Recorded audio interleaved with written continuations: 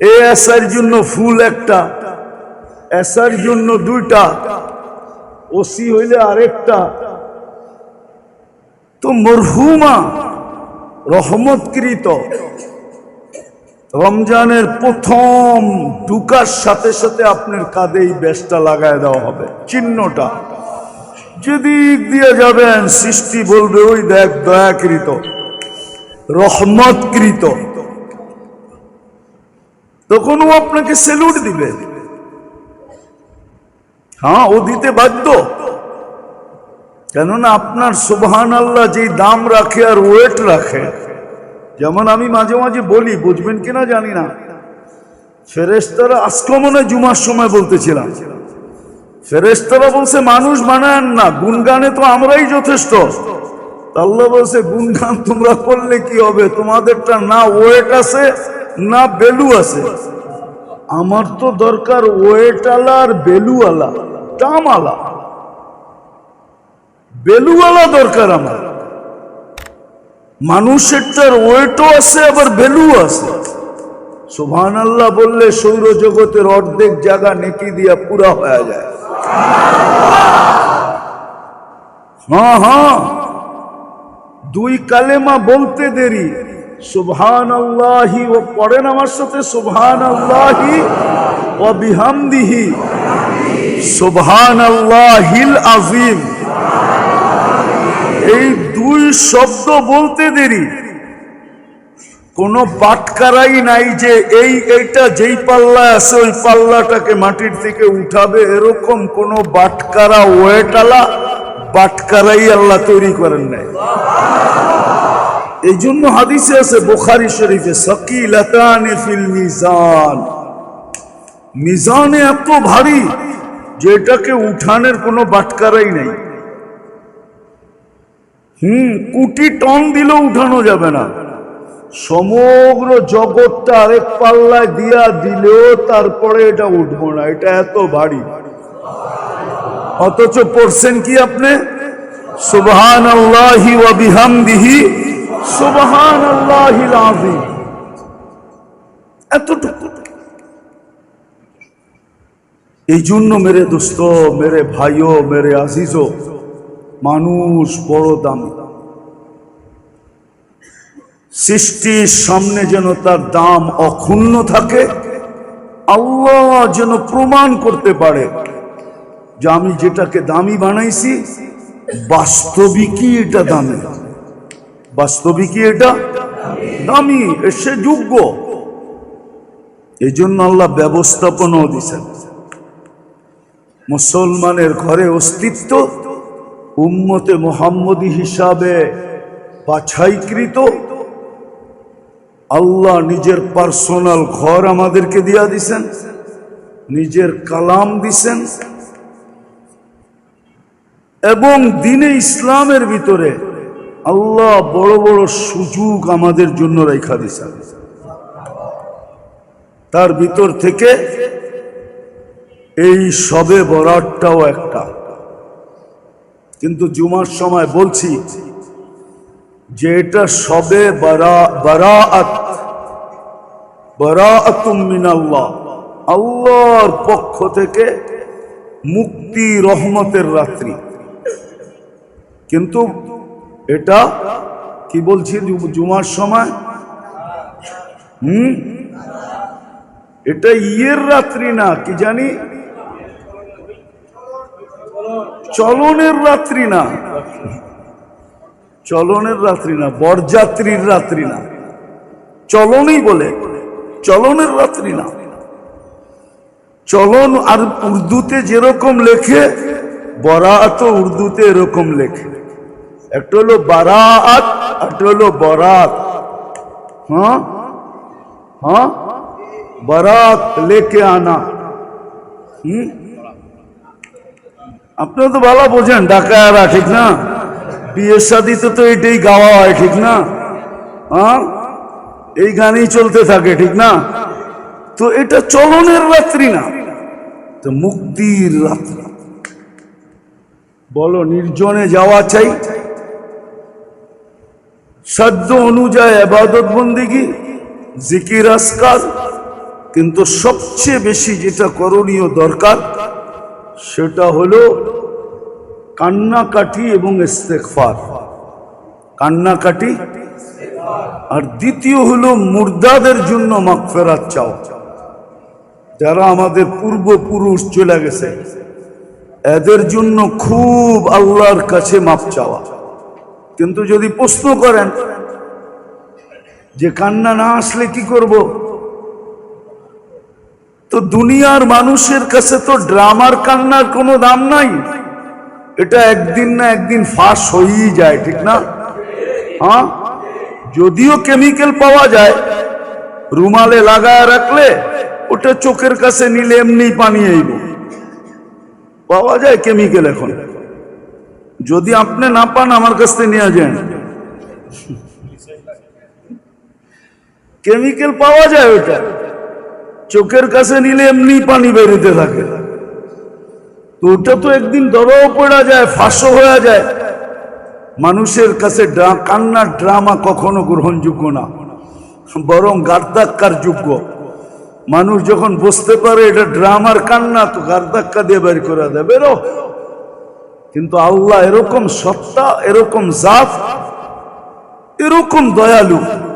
এই জন্যই আবু বকর সিদ্দিক রাদিয়াল্লাহু তাআলা জিজ্ঞাসা করে রাখছেন যে কান্না যদি না আসে, অথচ জিজ্ঞাসা করতেছে ওই ব্যক্তি জিনার নামই হলো বাক্কা।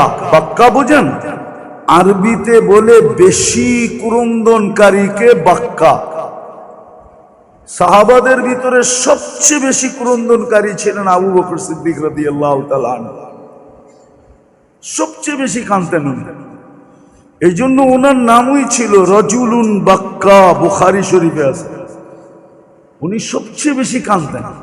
উনি জিজ্ঞাসা করতেছে ইয়া রাসূলুল্লাহ, কান্না না আসলে? আচ্ছা, উনি ছাড়া যদি আরেকজন জিজ্ঞাসা করতো তো মনকে বুঝাইতাম, কিন্তু উম্মতের উপর উনি দয়া করছেন। আর ওনারই শোভা পায় এটা, আমাদের জন্য দয়ার দরজা খুলে দিছেন। বলছে কান্না না আসলে আল্লাহ রসুল আল্লাহর থেকে যাই না আমাদেরকে জানাইছেন যে কান্নার ভান ধরলেও চলবে, ড্রামা করলেও চলবে। এই জন্য এই রাতটা হলো নির্জনতার রাত, হই হুল্লার রাত না। যাক, আলহামদুলিল্লাহ, এই বৎসর তো দেখতেছি এই পর্যন্ত কোনো বাজির আওয়াজ কানে আসে নাই। বোঝা যাইতেছে আমাদের বুঝানো আস্তে আস্তে জাতির কানে ঢুকতেছে, চেঞ্জ হইতেছে। এই পর্যন্ত কোনো বাজির আওয়াজ আমি শুনি নাই। আমি বাইরেও গেছিলাম, আবার বাহির থেকে আসছি, এখন আবার বাহিরে যাব। তো আলহামদুলিল্লাহ দেখতেছি হয়তো আমাদের ভিতরের ব্যথা রং নিতেছে। তো এই রাত্রটা হইহুল্লার রাত্র না, মসজিদ মসজিদ ঘুরার রাত্র না, মাজারে মাজারে যাওয়ার রাত্র না, কবরস্থানে যাওয়ার রাত্র না। হ্যাঁ, রাগ হয়ে যাবেন বলবো? আচ্ছা বলেন তো, এই এলাকার থেকে আজিমপুরে যাইতে এইতে কয় ঘন্টা ব্যয় হবে? আচ্ছা 3 ঘন্টা বাদ দিলাম, 2 ঘন্টা তো হবেই। আপনি যাবেন, আসবেন, ভিতরে ঢুকবেন, জিয়ারত করবেন, তারপরেই তো আসবেন। আচ্ছা আপনি এখন বসেন তো গড়ি নিয়া, আর সূরা ইখলাস পড়তে থাকেন টানা 2 ঘন্টা। দেখেন তো কয়বার পড়া হয়?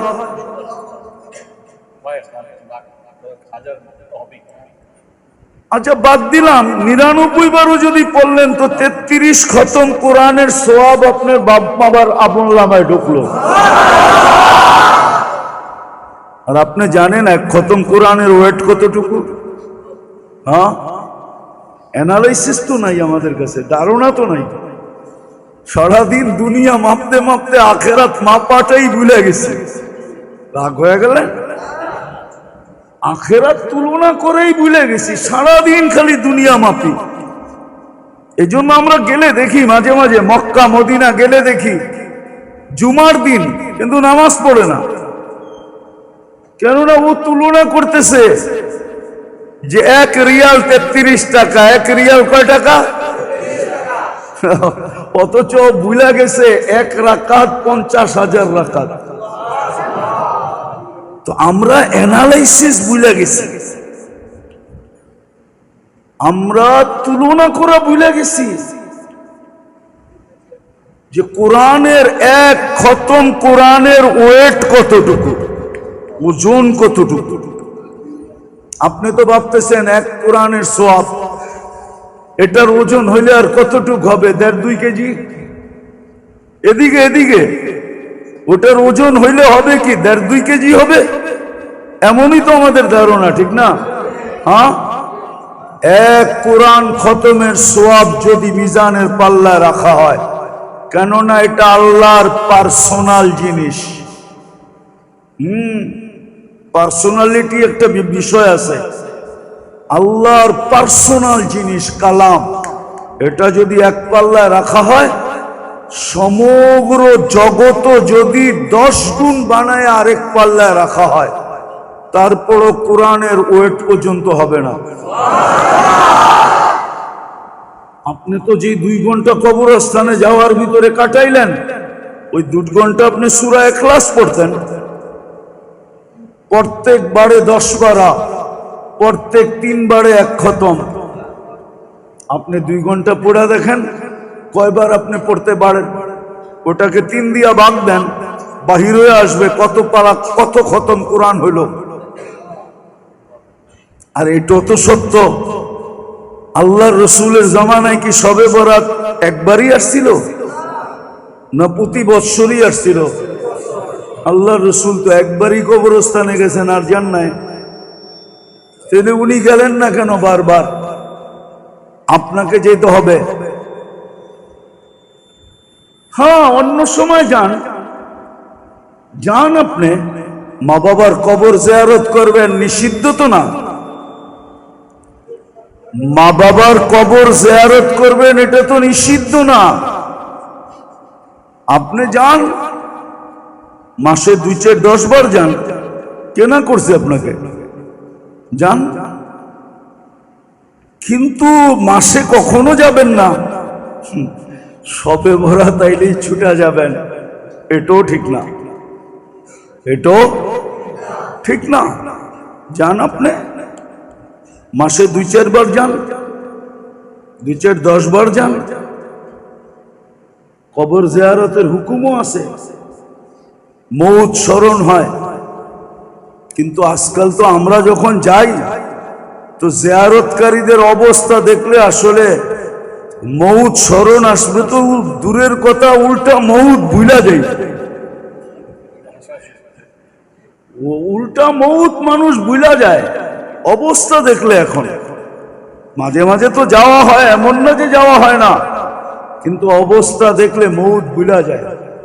যে কবরে আইসো সেলফি, হ্যাঁ, কবরে আইসো সেলফি, কিন্তু কবর নিয়ে সেলফি চলতেছে। আগে পুরুষ যেত, মহিলা যেত না, এখন মহিলাও যায়, সমানে মহিলা ঢুকতেছে। হ্যাঁ, আবার যদি একটু ডাইকা ডুইকা যেত তাইলেও তো হইতো, ঠিক না?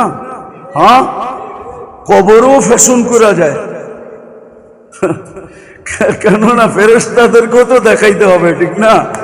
খালি মানুষকে দেখাইলেই চলবে নাকি? ফেরেশতারাও দেখে একটু চোখ বুলাক, ঠিক না? নাহলে কেন যাবে কবরে এই অবস্থায়? আপনি বলেন, যারা কবরস্থান যায় ওরা বলুক আমি সত্য বললাম না মিথ্যা বললাম। কবরস্থানও তো ফ্যাশন করা যায়। তো মৌত স্মরণ আসবে কোত্থেকা? মৌত তো স্মরণ আসে না। হ্যাঁ হ্যাঁ, মসজিদে এই জন্য বলতে পারতেছি না, নাহলে বলে দিতাম।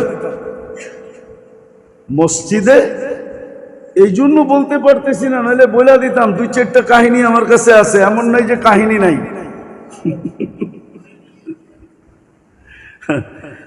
বহুত মানুষ কবরস্থানে যাইও পটায় ফেলছে, এতটুকুই বোঝেন।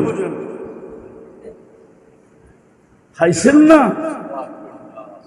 হ্যাঁ হ্যাঁ, হাইছেন না, হাইছেন না। আমরা এই সমাজে বাস করি, আমরা ওলিও না, আবার একবারে খালিও মনে করেন না।